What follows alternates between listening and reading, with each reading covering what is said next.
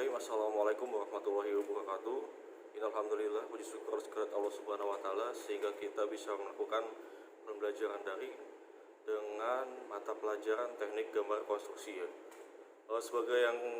Sebagai catatan, teknik gambar konstruksi ini adalah sebuah mata pelajaran yang akan mengupas tentang konstruksi kendaraan atau konstruksi pada teknik pemesinan, di mana konstruksi tersebut akan mempelajari bahan serta perhitungan ya.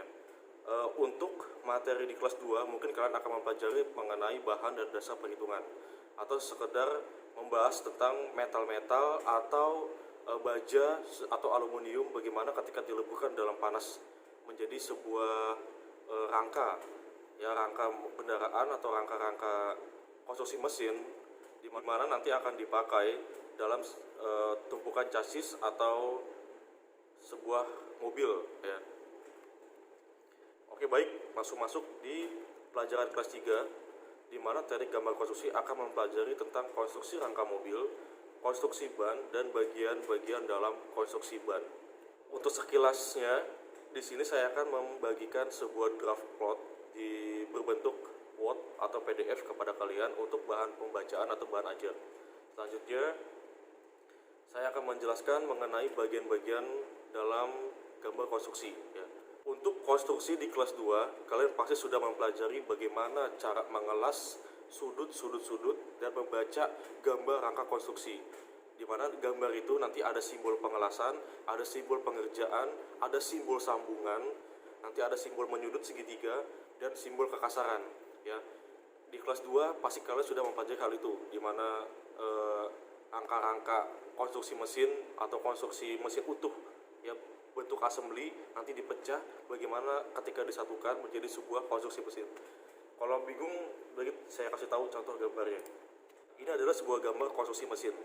Di sini ada bagian-bagiannya dari oil pump, sump, cylinder block, piston, rocker arm sampai bagian thermostat ya. Dinamakan konstruksi mesin karena dari pecahan ini nanti akan disusun menjadi sebuah gambar konstruksi.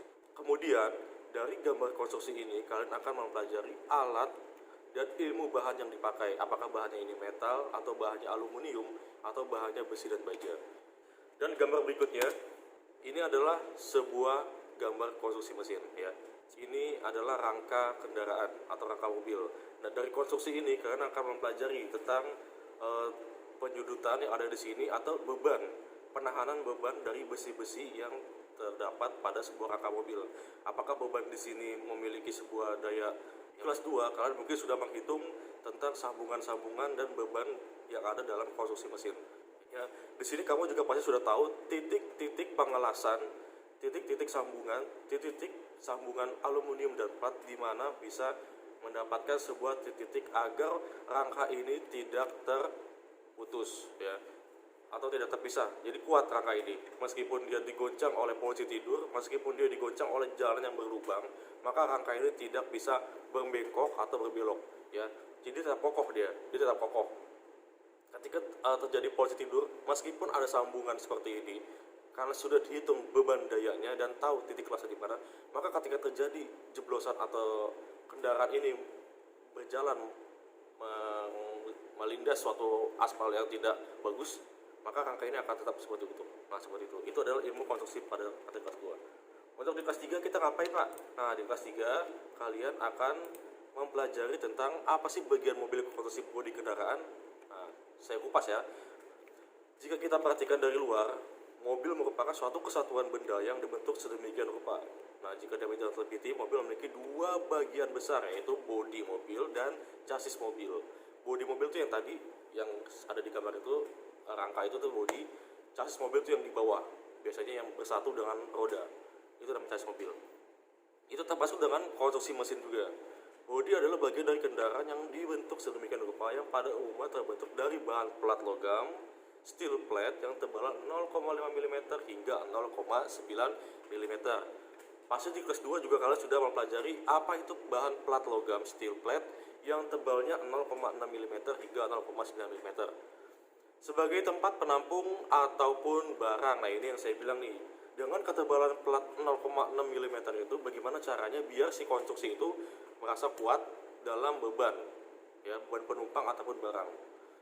Sedangkan chassis adalah bagian dari kendaraan yang berfungsi sebagai penopang bodi yang terdiri dari rangka atau frame, mesin atau engine, pemidah tenaga atau powertrain, roda atau wheel, sistem kemudi dan steering system, sistem suspensi atau suspensi system, sistem rem atau brake system. Nah, itu adalah ketujuh bagian yang ada dalam chassis kendaraan.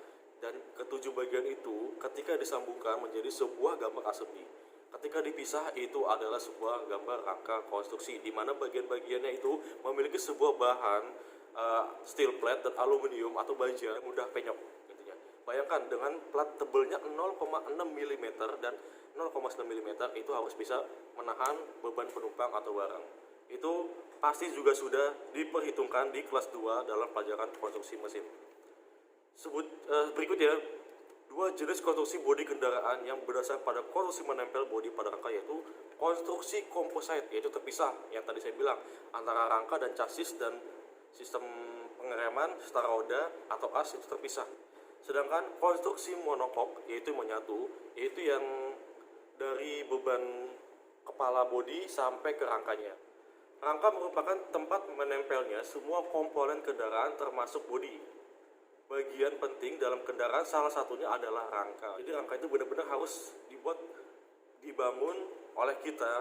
Teknik perancangan gambar mesin kita harus merancangnya dengan sedemikian rupa agar mobil itu menjadi mobil yang kuat, kokoh, yang tidak mudah ambruk ya istilahnya.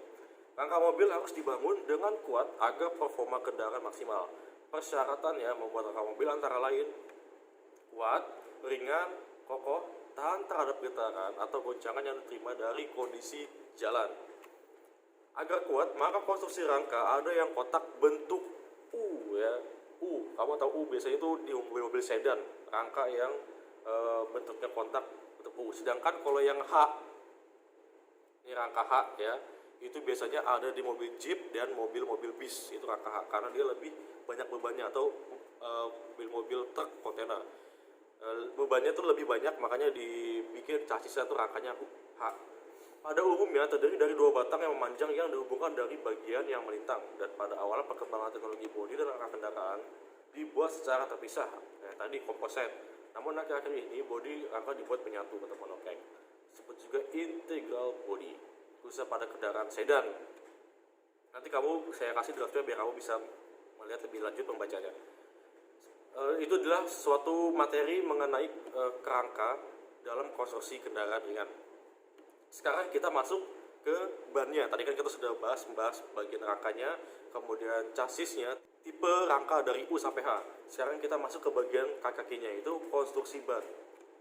Ya, banyak yang tidak tahu ban itu adalah sebuah konstruksi di mana palogaman karet-karetnya itu bisa memperkokoh. Konstruksi ban itu apa sih? Ban. Siapa yang tidak mengenal komponen ban ini? Komponen yang paling mencolok pada kendaraan ini tentunya berfungsi cukup penting, ya, karena kendaraan kalau tanpa ban itu tidak mungkin bisa berjalan. Tidak hanya sebagai alas atau sepatu pada roda mobil, sebuah ban juga dituntut agar mudah dihandling serta mampu menyerap getaran kecil pada permukaan jalan. Nah, fungsinya itu ternyata nggak cuma muter aja, tapi bisa menahan handling dan bisa menahan getaran agar bisa membuat kenyamanan pada kendaraan, baik itu mobil, baik itu motor, baik itu mobil besar atau pesawat ya. Di artikel ini kita akan belajar bagian-bagian ban mobil beserta fungsinya. Bagian dan konstruksi ban. Secara umum, ban pada mobil dibagi menjadi 5 bagian, yaitu inner tire atau lapisan ban dalam, bed pack, serangkaian sabuk ban, tread atau lapisan, side wall, lapisan karet samping ban, dan bibit, komponen yang bersentuhan dengan rims dan velg. Untuk yang inner tank, apa sih fungsi inner tank? Inner tank itu adalah lapisan ban dalam terbuat dari bahan karet tipis yang memiliki pori cukup kecil hingga tak mampu ditembus molekul udara. Bayangin, pori-pori sangat kecil banget sampai udara pun aja tidak bisa ditembus. Itu bayang kecilnya seperti apa. Itulah kehebatan seorang perancang gambar mesin. Dia bisa benar-benar itu dari 0,0000001 mm pun bisa dipakai ya, mantap ya. Fungsi lapisan ban dalam ini adalah untuk menjaga angin ban agar tidak keluar sehingga ban bisa menggelembung dan bisa digunakan. Nah, ini dia nih. Inilah kenapa ban-ban itu ketika dipompa angin itu tidak keluar, karena celah-celah porinya itu di samping bisa membuat elastis ban, itu bisa juga membuat udara tidak bisa masuk dan tidak bisa keluar. Hebat bukan? Menurut saya itu sangat hebat sekali ya, orang yang bisa merancang dan bisa membuat sebuah ban ini menurut saya itu sangat pintar ya. Dia bisa menggunakan angka presisi dari 0,00 sekian itu sehingga bisa digunakan oleh manusia di muka bumi ini sangat banyak ya.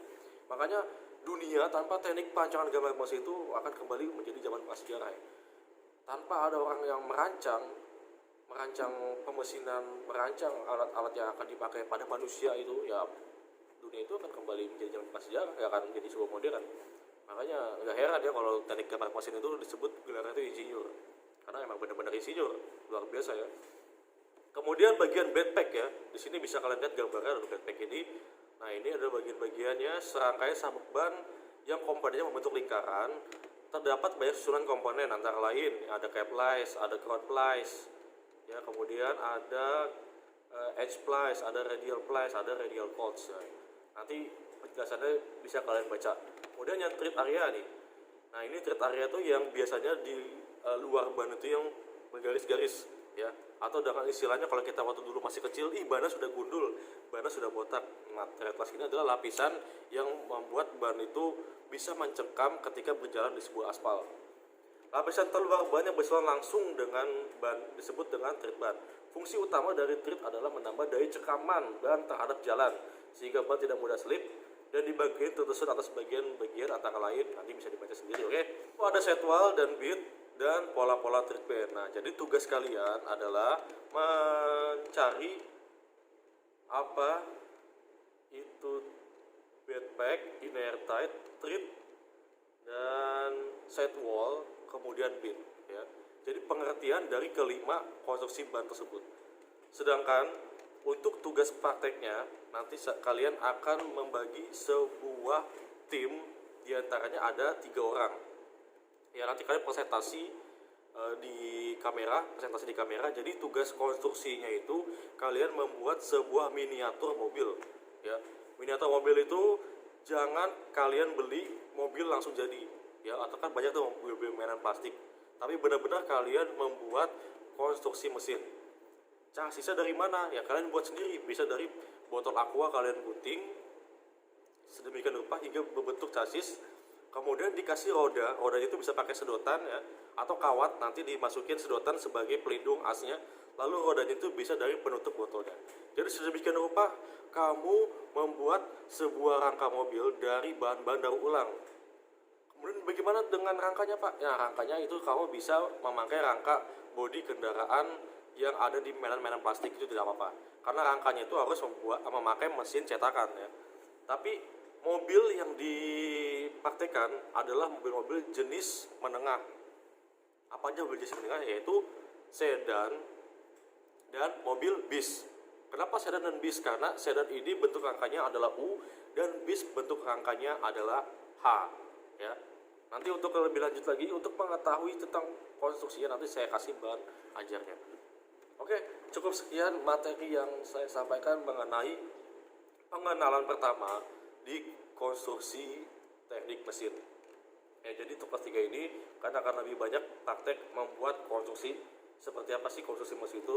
Nanti pada akhirnya kalian akan mendapatkan tugas sebuah mesin yang tadi saya kasih gambar itu. Nah, mesin yang ini itu akan digambar dari susunan konstruksi komponen-komponen hingga menjadi satu. Menggambar di mana? Bisa di AutoCAD, bisa di Inventor, terserah kalian. Yang penting itu sama-sama dari CAD sistem atau computer aided design ya. Oke, sekian dari saya. Wassalamualaikum warahmatullahi wabarakatuh. Tetap semangat, jangan lupa sarapan dan fokus pada